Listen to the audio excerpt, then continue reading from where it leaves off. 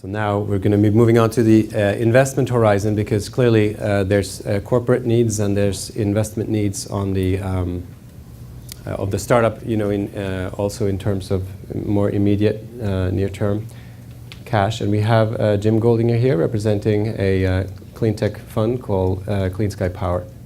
Clear Sky. All good. Good morning, everyone. My name is Jim Goldinger. I'm here to talk about VC and to talk about batteries. I happen to be a venture capitalist for 17 years, so I'm wearing a coat so you don't see all the scars on my back from all the bad investments that I've made. Fortunately, not that many in batteries. And I'm managing director of Clear Sky Power and Technology Fund. And why is that important? Clear Sky is a financial investor, but it happens to be backed, half of our capital is backed by 3 of the top 7 utilities in the country. So I'm really interested in utility storage, especially since I think I can tip the scales a little on a new technology being brought into utilities.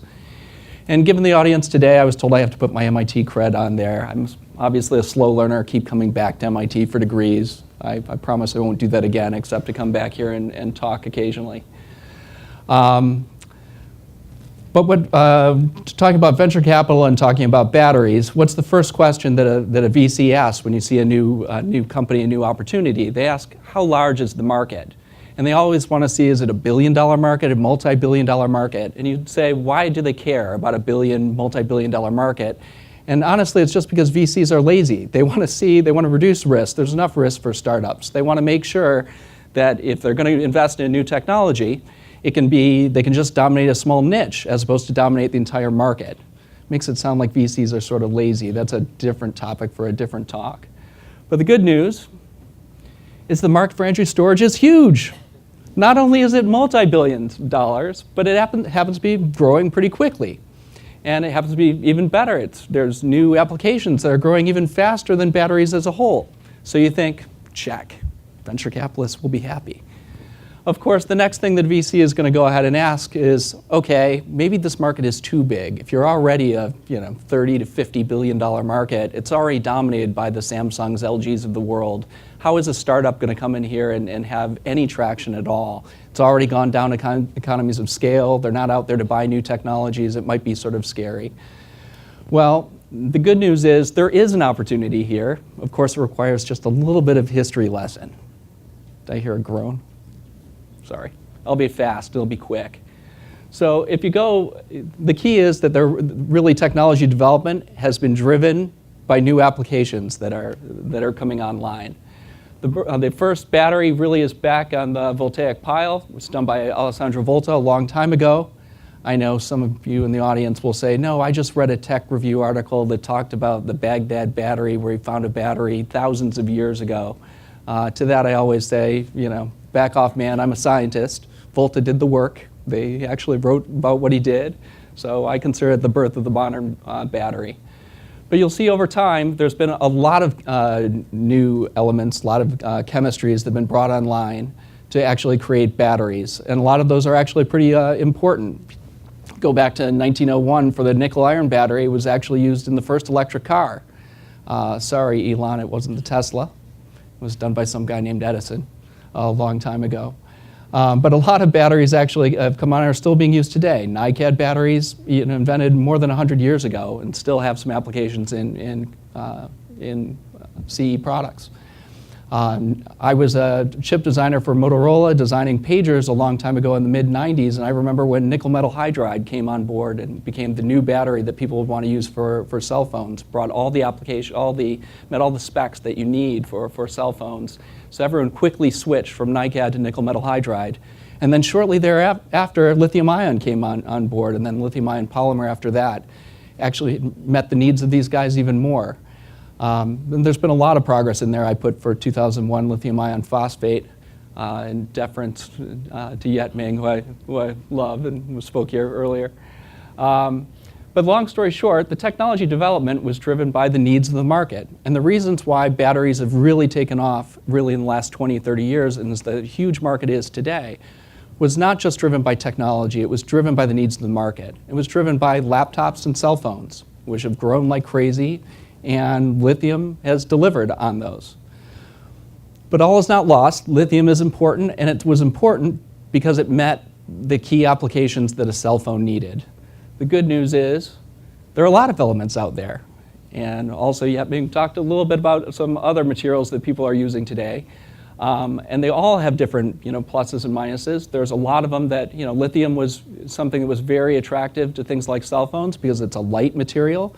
And when you're carrying around something like a laptop and a cell phone, you actually do care about the weight of the battery. But there's a lot of other chemistries out there. Lithium ion isn't the be-all, end-all of the market. So we talk about what are those applications that drive the selection of a certain type of battery. And there's a few really important figures of merit. There's more than these, but these are the main ones that I'll focus on. First, of course, is energy. Really, it's energy density. How much charge can you pack actually into that battery? Then there's power density. How fast can you get that charge out? You have safety, which is very important. Whenever you're having a little tiny battery like this that has an awful lot of energy that you can discharge very quickly, that's a bomb. We're actually sort of figuring that out too, on how dangerous some of these batteries can be. That is very important to a lot of the people who design these batteries. Cost is always important. If you can't meet cost, and lithium ion has already come down economies of scale very quickly. So cost is always an overarching factor when you're trying to go and displace an existing incumbent. And then finally, lifetime. A lot of these lithium-ion chemistries have worked really, really well because they care about just a certain amount of lifetime. 2,000 charges is probably good enough. Your cell phone doesn't last much longer than a few years. That's the amount of time that you're actually going to charge and discharge the phone. It really doesn't matter what happens after that. No one really cares. And then when you look at these figures of merit, there's bad news. I actually drew them in sort of a circle because I actually look at this as a balloon. Whenever you're actually improving one of those figures of merit, you're actually taking away from one of the others. I know this is an eye chart. I won't read it, I promise. But for energy, one way to go ahead and get more energy in a cell phone or into a battery is you can increase the voltage. You increase the voltage, or at least the operating range voltage for charge and discharge, you're going to create safety issues. You can actually go ahead and improve that by having thicker electrode materials, so you have more places to actually store the charge. Of course, that reduces power capacity, because when the electrodes are that much bigger, it's that much harder to go ahead and get the power out of the battery. Another way of improving your energy density is you could make the separator a lot thinner. You've heard a couple of ideas for that earlier today. Of course, when you make the separator that much thinner, there's more of an opportunity for that, for that to be pierced and to create some problems like a fire. Don't you wish I actually gave this presentation to a few of the designers of a cell phone a few years ago? That's affects safety. Lifetime is the same way. You can increase lifetime by actually not pumping and discharging, the battery as often, and the lifetime will improve, but your power density is worse. So the problem is, when you're looking at lithium-ion batteries today, they know all of these trade-offs. They've already played all of these things. There's not much more that you can actually get out of what you have. But all is not lost, because if you remember a few slides before, cell phones are not the only application that people care about right now. If you look at a faster segment of where batteries are really growing, you look at things like transportation. You're seeing how fast Tesla is selling. It's not just Tesla. You're seeing it for every major car manufacturer has got a battery model coming out. It fulfills a lot of needs. It's a huge market. Of course, before when I was talking about lithium-ion batteries, when someone was trying to go and design a car, something like the Tesla, what did they use? They actually used old laptop batteries, the old 18650 batteries that people used to use for laptops. They wanted to go out and reduce the risk of going ahead and designing that, so they said, well, we'll just put 8,000 of those into a car. So there's lots of other ways to go ahead and solve the problem. Another application that people care about is stationary energy storage, things for utilities. And I lifted this slide from Lux Research showing how fast utilities batteries are going to grow over time. And the conventional wisdom that people say is it's being grown by renewable energy growth. Wind is one of the lowest levelized costs of energy out there. Actually compares amazingly favorably to actually burning fossil fuels.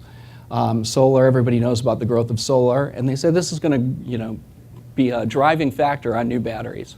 I'm sorry, we'll go a little faster. The good news is it's underestimated. There's actually, the utilities actually care about providing power to you at the lowest possible cost. There's reasons that aren't just in firming renewables, frequency regulation, matching supply and demand.